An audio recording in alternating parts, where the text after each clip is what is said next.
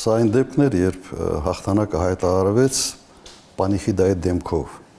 ամբողջ այդ քաղաքացիական պայմանագրի թիմի մոտ եւ անձամբ Նիկոլ Փաշինյանի մոտ։ Կարծում եմ հերթական բլեֆներ փորձում անել, մտածելով, որ կկարողանան ազդել հետագա հաշվարկի վրա։ Եվ այն տարօրինակ կեցվածքը, որը ցուցադրեց նաև կենտրոնական ընտրական հանձնաժողովը գիշերվա ընթացքում ուղիղ հեռարձակումները դադարեցնելով եւ նույնիսկ իրենց կայքը սկսեց խաթարվել ինչ-որ պարբերաբար, փորձում էին գիշերվա ընթացքում ամեն ինչ անել, որ ասենց իրենց ուզած համոզիչ հաղթանակը նկարել։ Կարծում եմ սա էր, բայց իհարկե պատկերը լրիվ ուրիշ է, նույնիսկ իմ համոզմունքն է, որ առնվազն մի 10% իրենք տարբեր հանրակներով ավելացրել են։ Ամեն դեպքում ճշտող հարց ընդդիմադիր ուժերը տարբեր տեսակի եւ մասշտաբի ընտրախախտումների մասին են խոսում, ի վերջո սրանք այնպիսի խախտումներ են, որ կարող էին ազդել ընտրական ամբողջ process-ի վրա եւ պատկերի վրա արդյունքների։ Անկասկած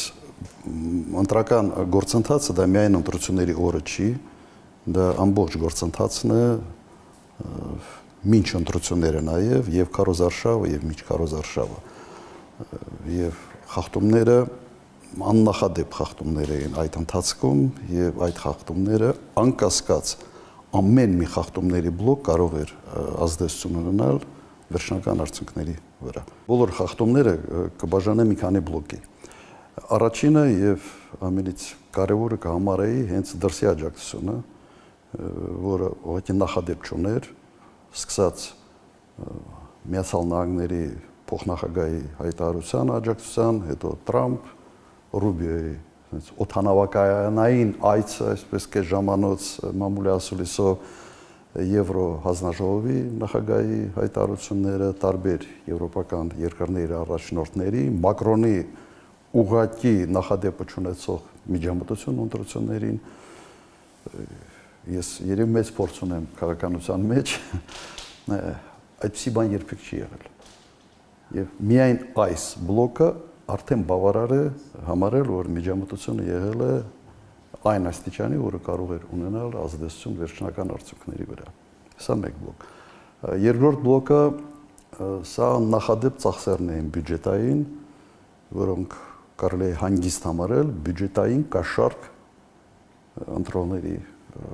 ընտրական process-ի ժամանակ։ Եվ հատկապես կենսաթոշակների այդ բարձրացումը, որը նախատեսված չէր բյուջեով։ Վերջապես, եթե այդպիսի բան պլանավորում եք, դուք կարող եք դա նախատեսել բյուջեով, նախատեսված չէ։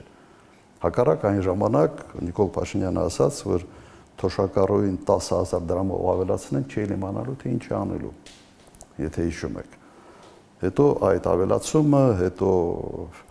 տարբեր կարգի հարցերի լուծում, այսպես ասենք, ոտի վրա։ Օրինակ արձակուրդում գտնող վարչապետը հանկարծ վարորդական իրավունքների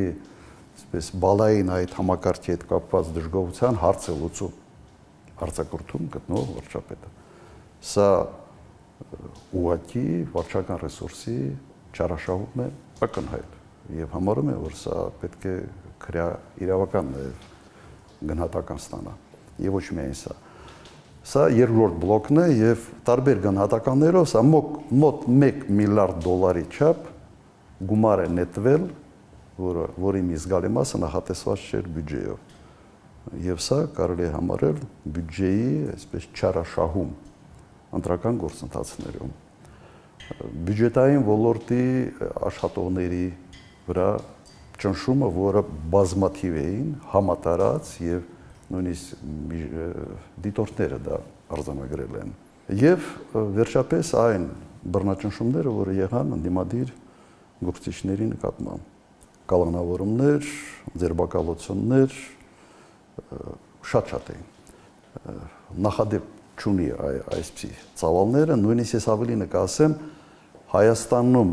բոլոր տեղի ունեցած ընտրությունների ընթացքում միասին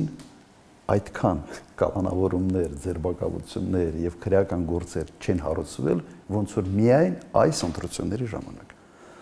Եվ նպատակը ակնհայտ էր քայքայել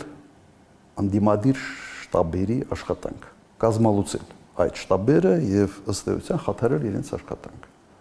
Միայն այս բլոկը արդեն եւս բավարար է ընտրությունները ոչ լեգիտիմ համարելու համար, որովհետեւ այս գործողությունը ակնհայտ ազդել է վերջնական արդյունքների վրա։ Հիմա վերցրեք համակցված այս ամբողջը միասին։ Եվ սա իհարկե բերում է մեկ եզրակացության, որ այս ընտրությունները չեն կարող համարվել լեգիտիմ։